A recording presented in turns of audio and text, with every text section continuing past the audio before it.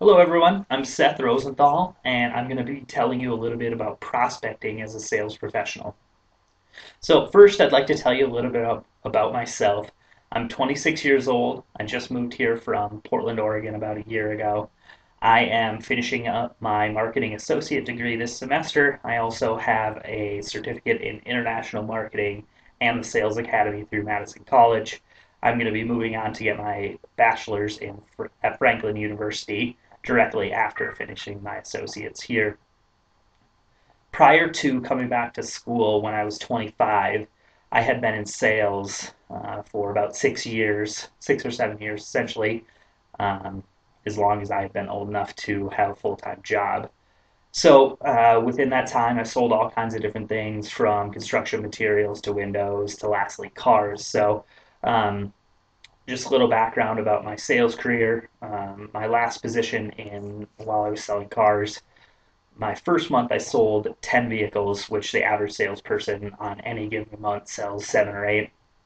From then on, I sold more than 10, regardless of what month it was. I was between 18 and 20 vehicles per month. About 70% of the time I was working there, I was the top salesman out of 12 to 15 people. Um, so just a little background about me. Now, when thinking about being a good salesperson, I think that it really doesn't matter if you're able to close, if you're good at making cold calls, or even your personal ability in sales.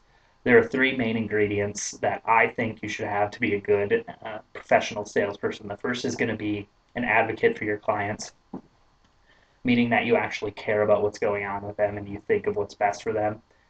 Secondly, is going to be an expert in your field, knowing virtually everything about your product and the market it exists in. And then third is being extremely efficient. So, for the sake of this presentation, I'm going to assume you actually care about your clients, and I'm going to assume that you know what's going on with your product and the market that it exists in. Because if you don't have either of those, I would suggest you moving on to a different profession um, quickly. So I'm going to focus on being efficient, and one of the main ways to be efficient in the field of sales is prospecting. Essentially, this is going to give you the ability to establish which of your potential clients have a good chance of purchasing from you and which of them have a bad chance of purchasing or a low chance of purchasing from you. So once a salesperson understands this, they're going to be far more efficient because they can focus their energy on potential clients that have the best chance of purchasing. Makes sense, doesn't it? So there are four steps to prospecting. The first is going to be creating the criteria for an ideal client. Second is going to be find people or companies that could potentially purchase from you. Third is going to be rate those clients that may purchase from you on the criteria that you established from the first set when you created your ideal client. And then fourth is going to be allocating time to whatever client you feel has the best chance of purchasing or the top couple. So before I get into it, there's one thing that I need to warn you about is that you need to make sure that when you're doing these steps, you put a legitimate amount of effort in and you try really hard to do them perfectly because if you don't, you're going to end up compounding your problems later on. If you have a criteria for your ideal client that isn't accurate, it's really going to hurt you down the road. So I'm going to start with step one, which is creating criteria for your ideal client. Now, this is going to vary a lot between fields. If you're a real estate broker versus if you're selling a printing press that costs $1 million, your ideal client are going to be significantly different. The real estate agent is going to consider if the person has enough money, a down payment, good credit, where they want to live, things like that. When you're thinking about a company that wants to purchase a printing press that costs $1 million, there's probably only 6 to 10 companies that actually print magazines or newspapers in the country. So you're going to think about budget heavily. Um, you're going to have to find companies that are willing to invest a significant amount of capital to purchase one of your machines. You may also want to think about companies that are either coming into or leaving the market, things like that. For the sake of this presentation, I'm going to act like I am selling snowboards. I didn't get enough. I didn't get out enough this year, by the way. But so I'm going to be acting as if I am a representative selling snowboards for a manufacturer wholesale for to a retailer that's going to sell them to consumers. So I'm essentially working from the manufacturer, selling them wholesale to retailers. Okay, so when I'm thinking about criteria for my ideal customer, I thought of four things that make sense for me on this. So the first would be the budget. Um, Essentially, they have enough money to purchase. The second would be the want or need. Um, I know this seems kind of simple, but you really have to think about what companies are currently purchasing snowboards, or maybe retailers that are thinking about getting into the market. If Walmart is considering starting to sell snowboards, that would probably be a really good prospect. The ability to purchase. This means that the person that you're talking to actually has the ability to make a choice, whether to purchase or not. So if I walked into our local Dick's Sporting Goods and talked to the manager there, that person isn't going to have the ability to purchase snowboards to sell in their store. I'm going to have to talk to someone in corporate, or something to that effect. And then the fourth is going to be geography. Now, this seems pretty simple too, but you're obviously not going to sell snowboards to a company that's located in Florida because they're not going to need them. Okay? So the second step to prospecting is finding potential prospects. Again, this is going to vary greatly between fields.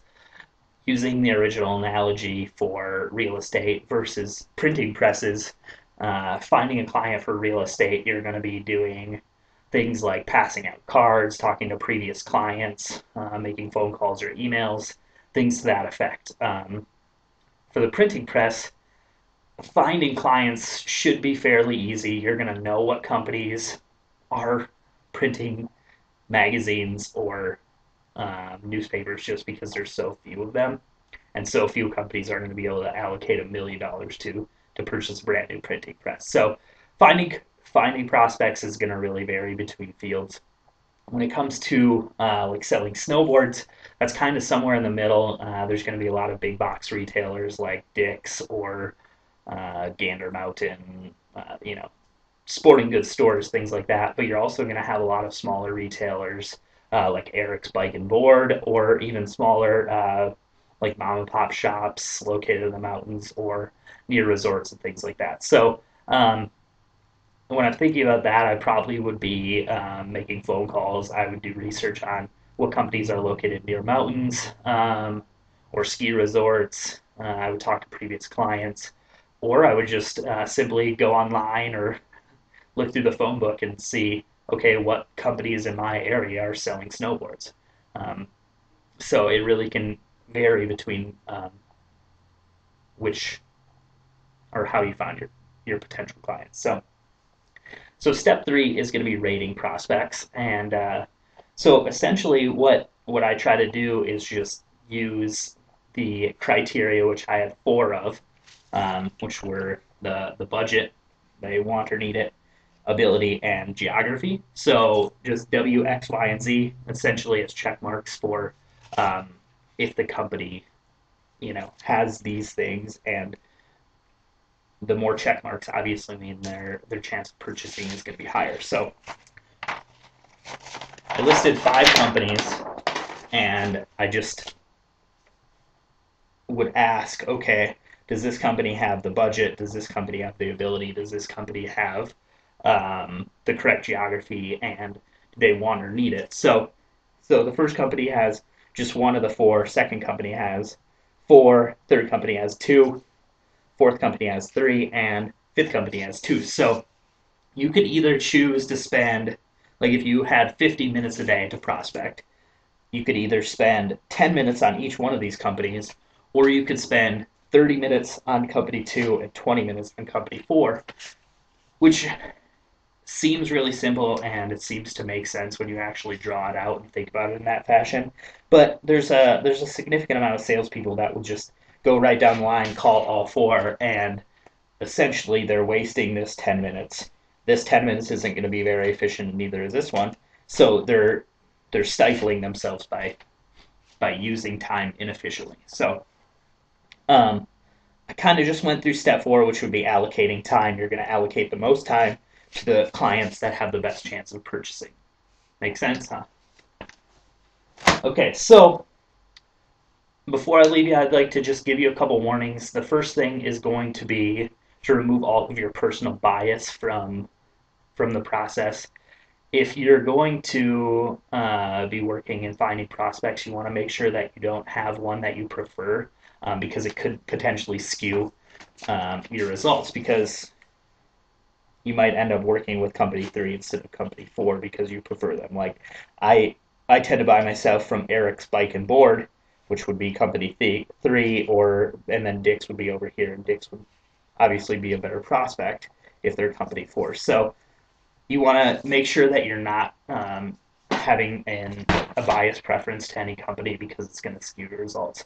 So the second warning is not necessarily a warning, just a word to the wise, is put prospecting into your daily routine. I tend to do about an hour to 2 hours of prospecting at the beginning of every single day. Once you get in this habit, you'll be able to continually have new customers coming in, and not running out of new prospects. Okay, so the things that you're going to need for prospecting can vary depending on your preference. There's CRM software, which is customer relationship management.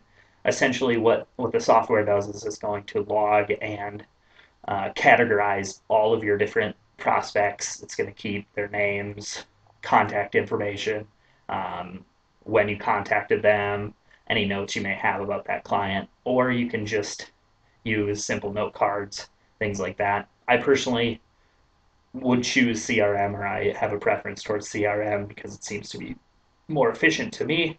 That may just be a product of me being used to using computers on a daily basis. But so, as a summary, I think there are three main things that make a good salesperson. First of all, you need to actually care about your clients and have their best interest at heart. Second, you need to be an expert in what you're selling. And then third, you need to be extremely efficient, where prospecting is key. So 4 steps to prospecting is going to be creating your ideal client and criteria for them, finding people and companies that you could potentially sell for, rating those prospects on uh, their chance of purchasing, and then fourth, allocating the correct amount of time to which company has the best chance of purchasing. So thanks everyone for listening, and I hope this helps.